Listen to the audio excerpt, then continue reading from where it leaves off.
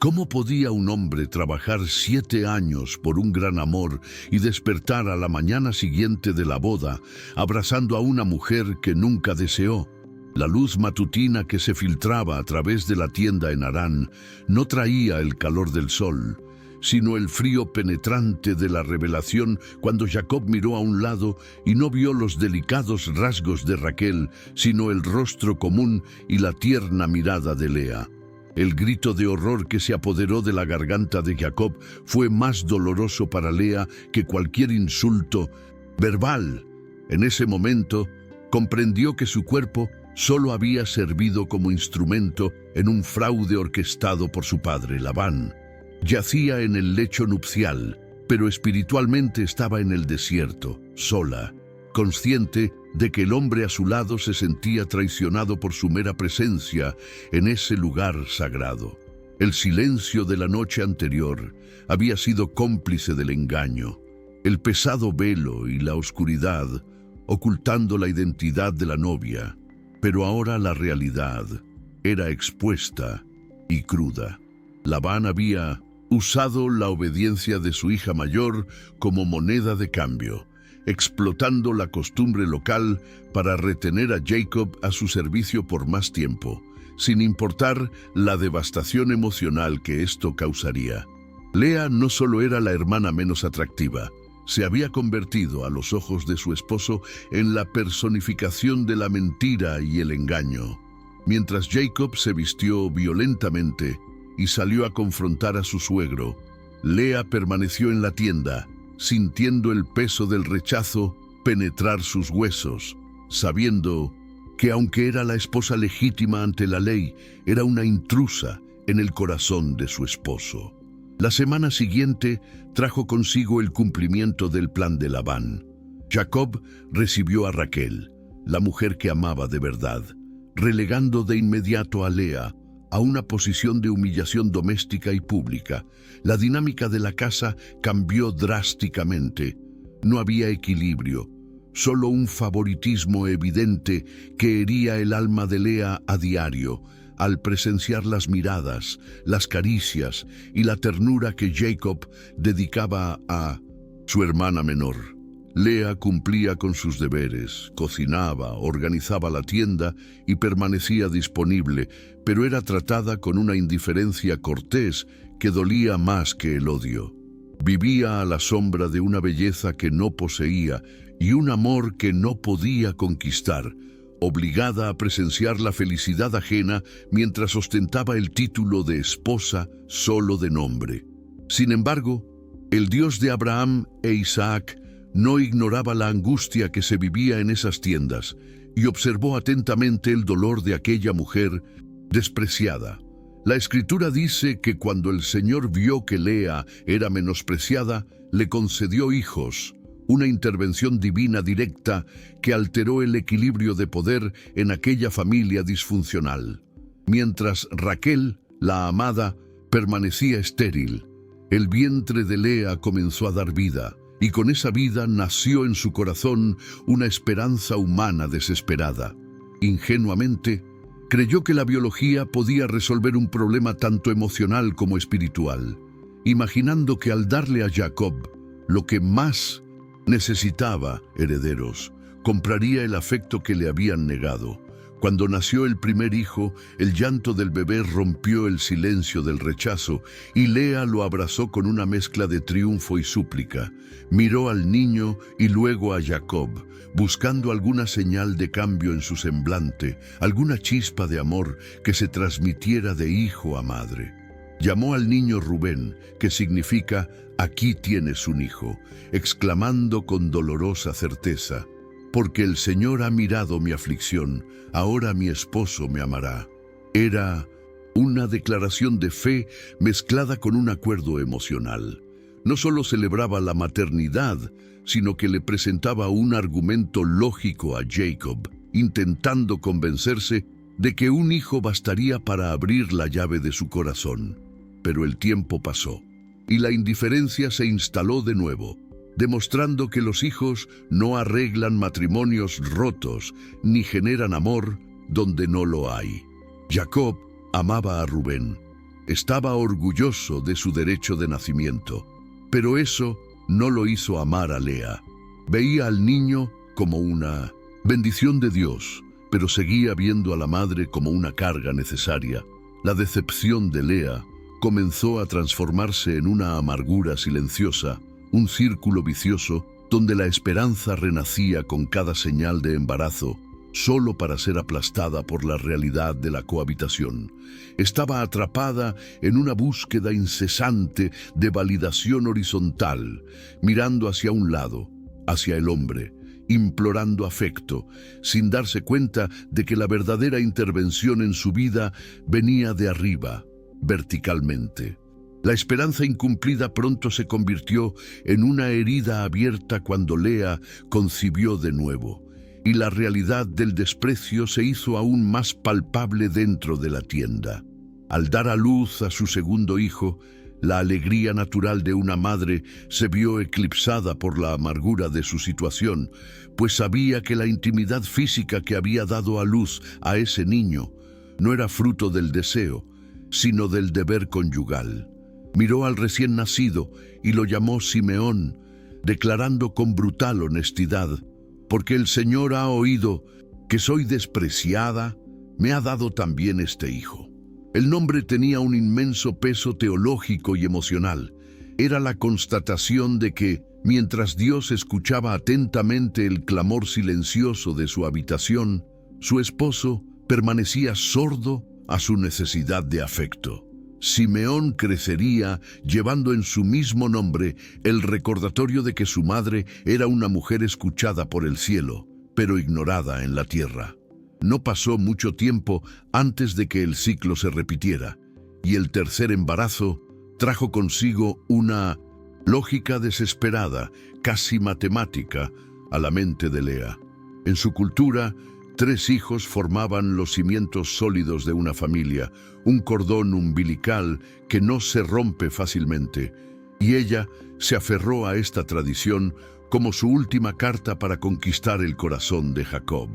Cuando nació el tercer niño, suspiró, agotada por la lucha en solitario, y lo llamó Leví, diciendo: «Ahora, esta vez, mi esposo se unirá a mí, porque le he dado 3 hijos». La palabra Leví significaba unido o apegado, revelando el profundo vacío en el alma de aquella mujer que creía que la acumulación de herederos finalmente forzaría una conexión emocional que nunca existió. Pero la unión que buscaba no se produjo. Jacob permaneció unido a Raquel por amor, y a Lea solo por obligación y por el bien de sus hijos. Fue entonces cuando algo fundamental se quebró en Lea. O quizás algo fundamental finalmente nació en su espíritu.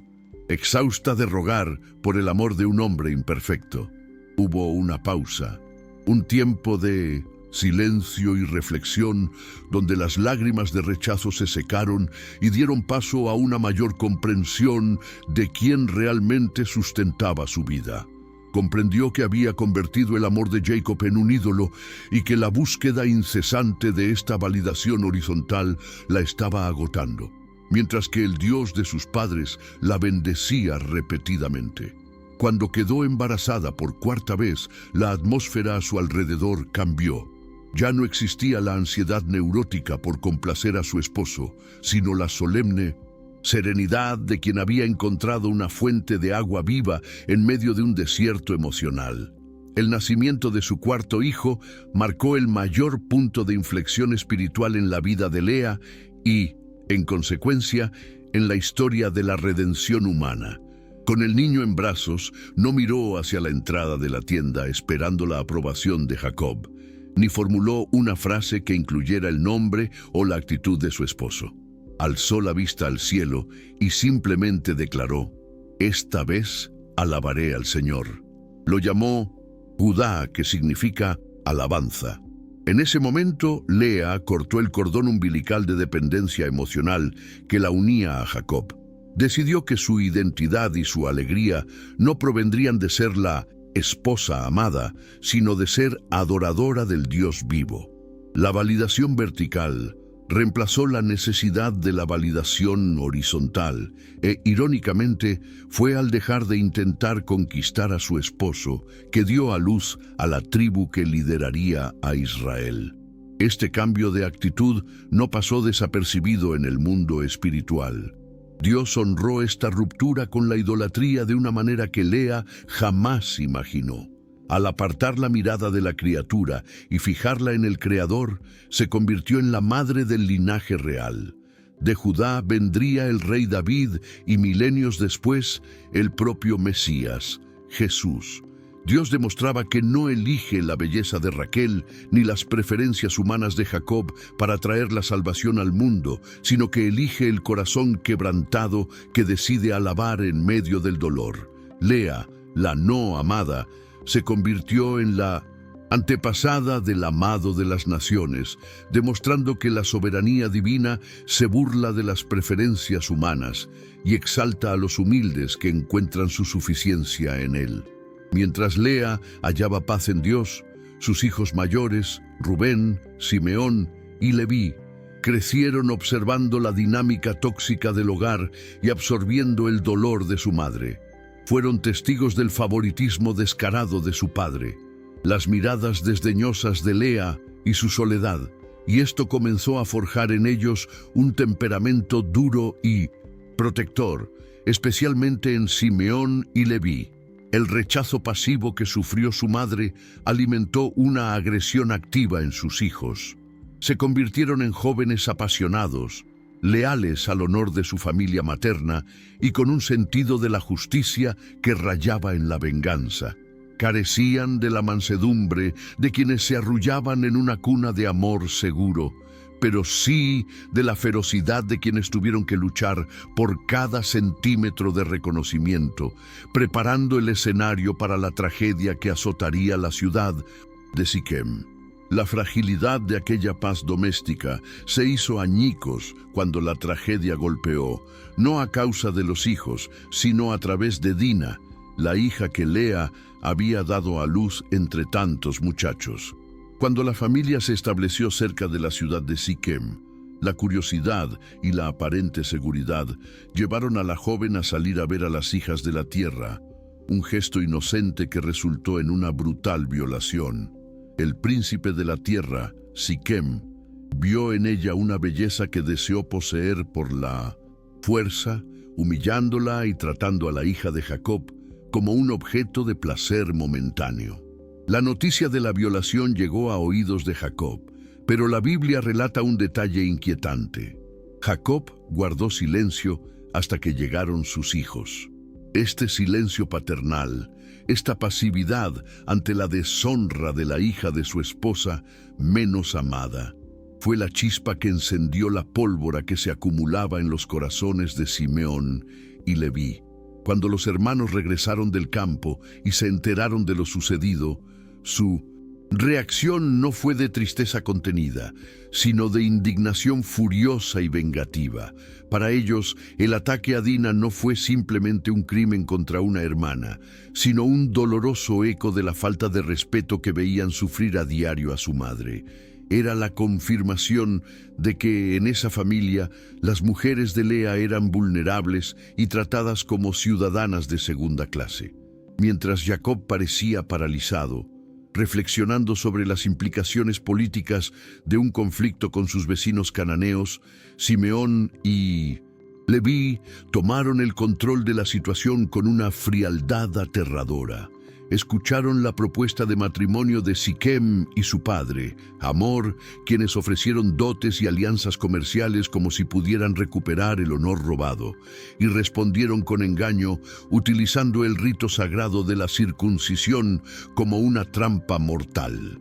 La exigencia de que todos los hombres de la ciudad se circuncidaran para unirse a la familia de Jacob fue una estrategia militar disfrazada de celo religioso.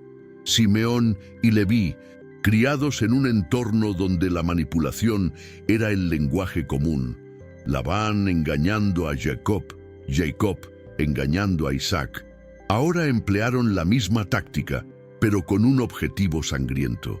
Convencieron a toda una ciudad de debilitarse físicamente, explotando la avaricia de los hombres de Siquem, quienes codiciaban el ganado y las posesiones de Israel. Durante 3 días, el dolor y la fiebre incapacitaron a los guerreros de la ciudad, y fue en ese momento de absoluta vulnerabilidad que se reveló la verdadera naturaleza de los hijos de Lea, no como pastores, sino como despiadados ejecutores de una justicia distorsionada. Al tercer día, cuando el dolor de los hombres era más intenso, Simeón y Leví entraron en la ciudad con las espadas desenvainadas, y lo que siguió no fue una batalla, sino una masacre unilateral. No perdonaron a ningún hombre. La furia que guiaba sus manos estaba alimentada por años de sentimientos reprimidos, una explosión de violencia que buscaba lavar con sangre la vergüenza de su hermana. Mataron a Hamor y a su hijo Siquem, rescataron a Dina de la casa del príncipe y saquearon la ciudad, transformando el paisaje urbano en un cementerio al aire libre. La brutalidad del acto conmocionó a la región y empañó la reputación de la familia, pero para los 2 hermanos fue la única respuesta posible a la pasividad de su padre y la agresión del mundo. El posterior enfrentamiento entre Jacob y sus hijos reveló el abismo que los separaba. Jacob reprendió a Simeón y Leví no por la inmoralidad del asesinato en masa, sino por el peligro en el que lo habían puesto. Me han causado problemas, haciéndome abominar entre los habitantes de esta tierra, dijo, preocupado por su seguridad y supervivencia. La respuesta de los hijos fue breve, seca y cargada de acusaciones morales contra el liderazgo de su padre. ¿Acaso trataría a nuestra hermana como a una prostituta? Con esa frase no solo defendían a Dina, defendían la dignidad de su linaje materno. Decían, entre líneas, que si su padre no protegía el honor de la familia, ellos lo harían, incluso si tuvieran que incendiar el mundo para hacerlo. Espiritualmente, este acontecimiento selló el destino inmediato de Simeón y Leví, atrayendo sobre ellos una maldición profética de su padre en su lecho de muerte, quien profetizó que serían divididos en Jacob y esparcidos en Israel debido a su cruel violencia. Sin embargo, la soberanía de Dios, que obra a través de las fallas humanas, ya estaba tejiendo un plan misterioso para el futuro lejano. Este mismo celo intenso e inquebrantable que aquí se manifestó en asesinato, generaciones después se purificaría y redirigiría en la tribu de Leví. Lo que comenzó como una espada de venganza en Siquem se transformaría en el desierto del Sinaí en una espada de juicio contra la idolatría, consagrando a los levitas como la tribu sacerdotal, guardianes del santuario. Dios no aprobó el pecado de Siquem, pero demostró que puede redimir temperamentos feroces para su servicio sagrado. Aunque pasaron los años y la familia creció, la rivalidad entre las 2 hermanas no disminuyó, manifestándose en un episodio que expuso la profunda desesperación que habitaba en esa casa. Durante la cosecha de trigo, Rubén, el primogénito de Lea, encontró mandrágoras en el campo, plantas que la creencia popular asociaba con la fertilidad y el despertar del deseo amoroso. La inocencia del hijo, al llevar las flores a su madre, contrastaba brutalmente con la codicia inmediata de Raquel, quien aún estéril y desesperada, vio en esas raíces una solución mágica para su vientre cerrado. La petición de Raquel de las mandrágoras no fue un favor entre hermanas, sino el detonante de un viejo resentimiento, lo que provocó que Lea, habitualmente sumisa, estallara en una inusual muestra de resentimiento. No te basta con haberte llevado a mi marido, sino que también te llevas las mandrágoras de mi hijo. La respuesta de Lea reveló una herida que nunca sanó. Sentía que Raquel le había robado no solo el afecto a Jacob, sino también su posesión, usurpando el lugar que debería haberle correspondido a su primera esposa. Ante esta acusación, Raquel propuso un trato que redujo al patriarca de la familia a una mercancía negociable. Que se acueste contigo esta noche por las mandrágoras de tu hijo. El acuerdo se selló con un frío comercialismo.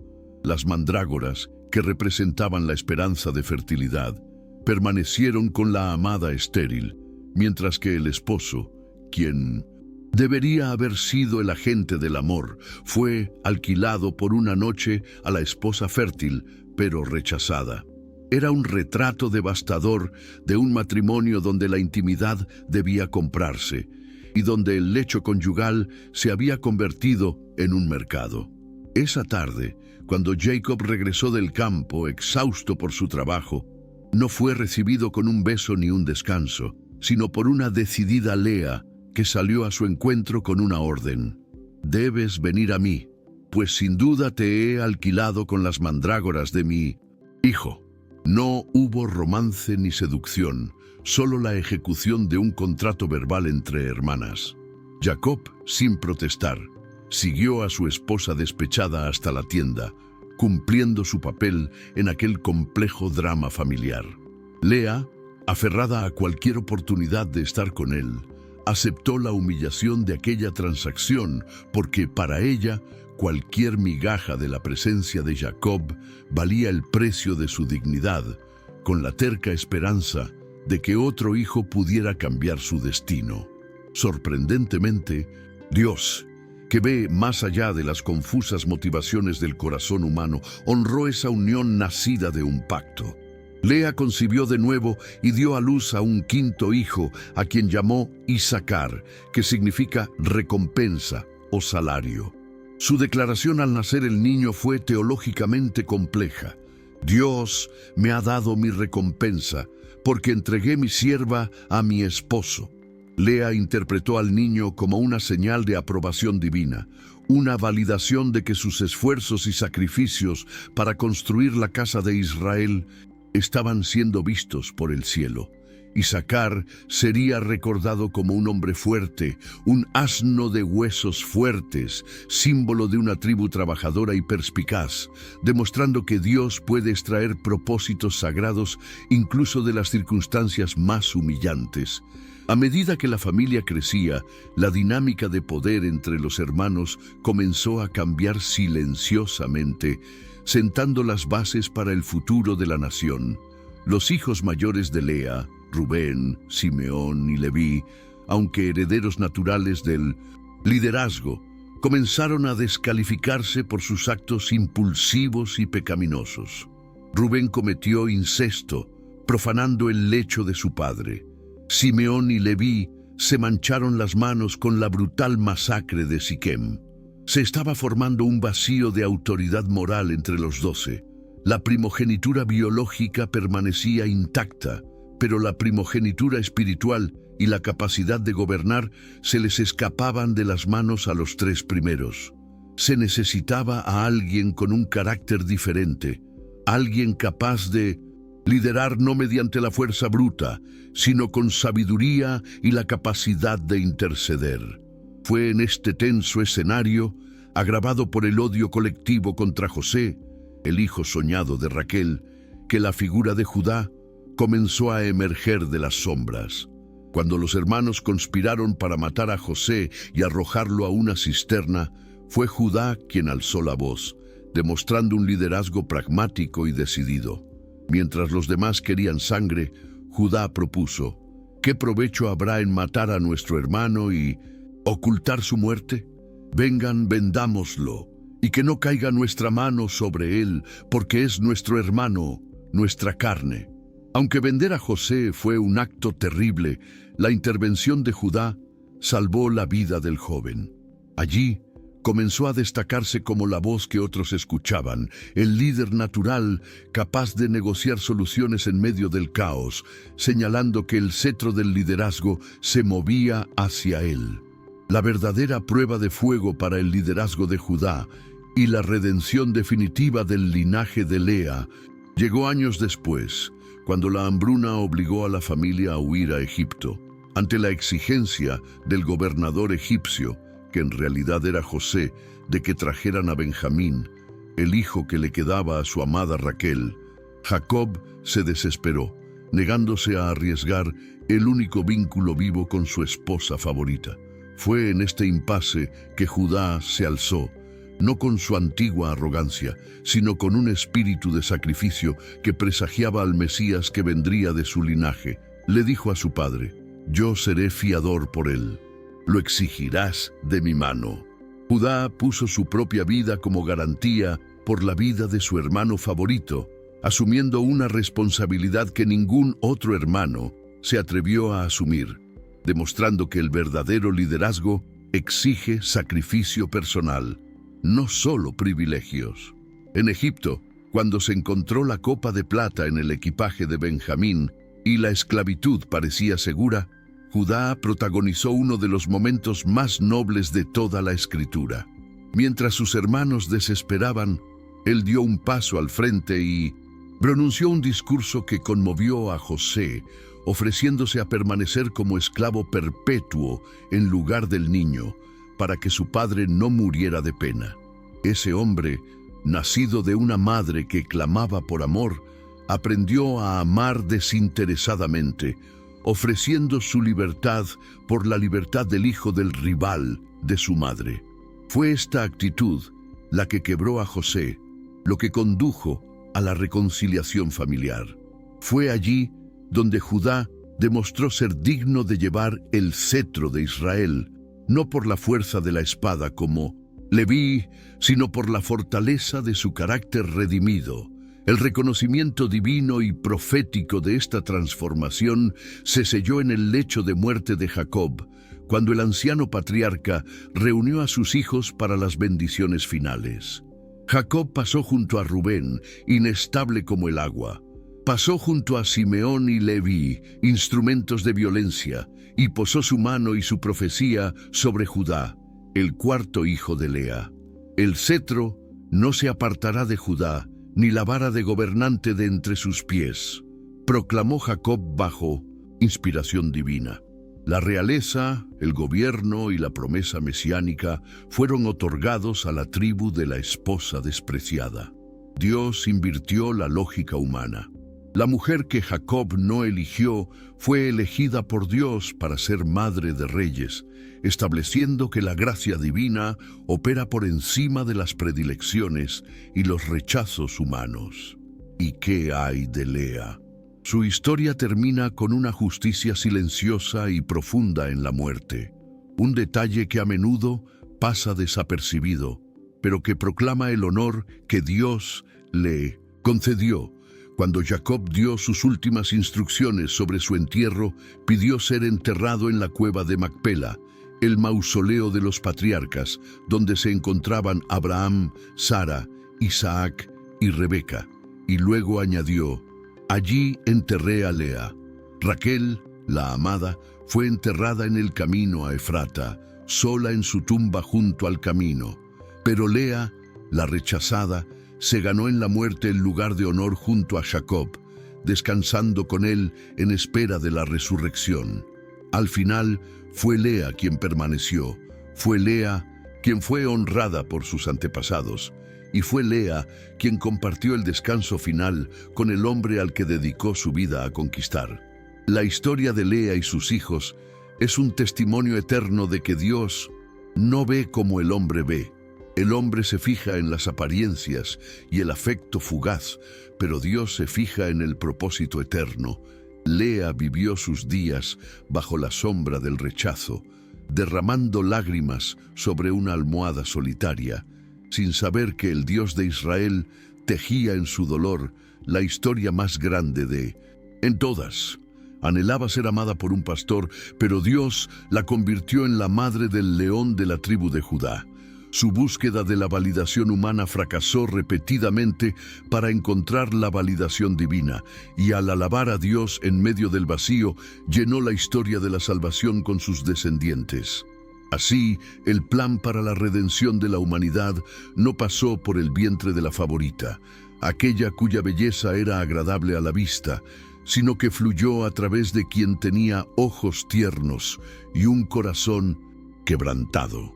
De Lea surgieron los levitas que intercederían por el pueblo en el templo. De Lea surgieron los reyes que gobernarían en Jerusalén. Y de Lea, milenios después, surgiría el carpintero de Nazaret, Jesús, descendiente de Judá. La segunda opción de Jacob fue la primera opción de Dios, demostrando a todas las generaciones que el Señor exalta a los humildes, recoge las lágrimas de los despreciados y transforma el dolor del rechazo en la cuna de la gloria eterna.